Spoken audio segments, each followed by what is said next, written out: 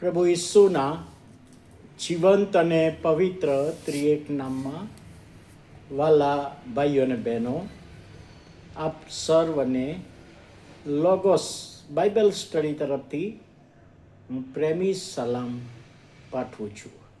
અને આજે 30મી માર્ચ 2026 અને સોમવારનો આ નવો દિવસ આપણા જીવનોમાં પ્રભુએ બતાવ્યો માટે પ્રભુનો ખૂબ આભાર માનતા પ્રભુના નામને ધન્યવાદ આપીએ છીએ.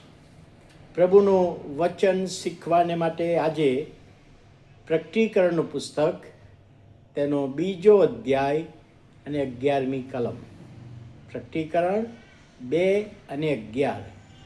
ત્યાં યોહાન લખે છે, જેને કાન છે તે સાંભળે, જેને કાન છે તે સાંભળે.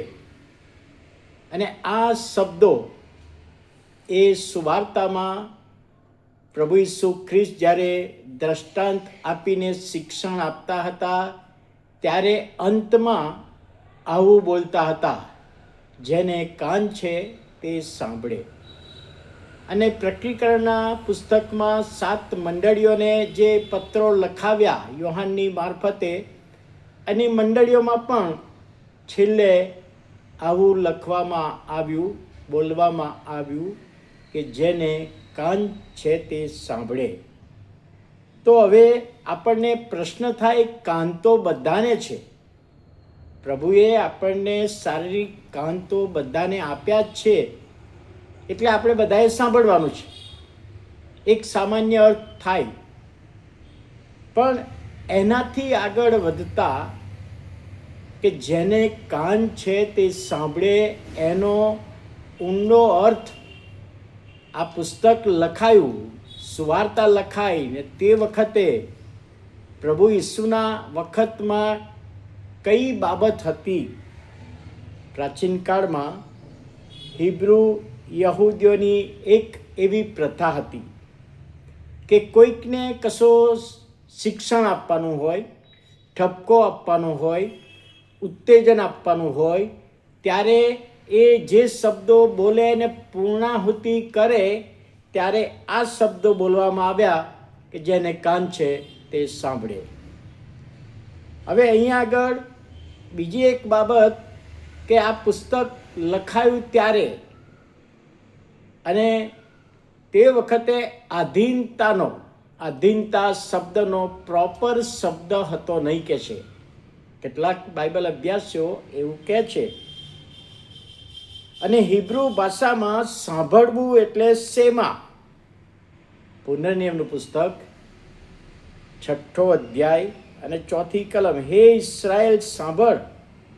અહીં આગળ શેમા શબ્દ વપરાયો છે. શિક્ષણ માટે શિક્ષકો આ શબ્દ વાપરતા હતા. હવે શેમા હિબ્રુ ભાષાનો શબ્દ, એમાં 3 અર્થ થતા હતા. 3 અર્થ: સાંભળવું, આધીન થવું અને પ્રત્યુત્તર આપવો. એટલે જ્યારે પ્રભુ ઈસુ લોકોને એવું કહેતા કે જેને કાન છે તે સાંભળે, એટલે સાંભળવાનું એટલું જ નહીં, પણ એ વચન, એ શિક્ષણ પ્રમાણે આધીન થવાનું.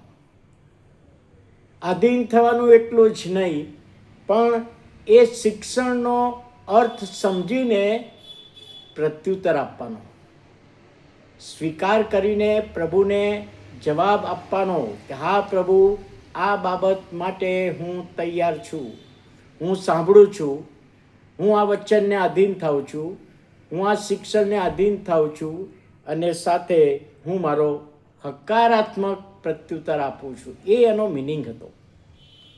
એટલે જ્યારે પ્રભુ ઈસુ કોઈ દ્રષ્ટાંતના અંતમાં કહે કે જેને કાન છે તે સાંભળે, ત્યારે એનો 3 અર્થ થતો હતો. સાંભળીને આધીન થવાનું એટલે કે સ્વીકારવાનું, અને સ્વીકાર્યા પછી પ્રભુને પ્રત્યુત્તર આપવાનો. હા પ્રભુ, એ પ્રમાણે હું મારું જીવન જીવીશ, એ પ્રમાણે હું મારો વ્યવહાર રાખીશ, એ પ્રમાણે હું તમારી સાથે સંબંધ રાખીશ. અને એ બાબત આ શબ્દોમાં સમાયેલ, જેને કાન છે તે સાંભળે. અને આ સાંભળવામાં, સ્વીકારવામાં, આધીન થવામાં પ્રભુ આપણા બધાની સહાય કરે. એ જ આપણે પ્રભુને પ્રાર્થના કરીએ છીએ. પ્રાર્થના કરીએ. વાલા પ્રભુ, અમે તમારો આભાર માનતા તમારા નામને ધન્યવાદ આપીએ છીએ. અમે સાંભળીએ, સ્વીકારીએ, આધીન થઈએ અને તમને હકારાત્મક પ્રત્યુત્તર આપનારા બનીએ, એવું પ્રભુ તમે અમારા પ્રત્યેકના જીવનમાં થવા દો. પ્રભુ ઈસુના નામે સાંભળો, માન્ય કરો. આમેન.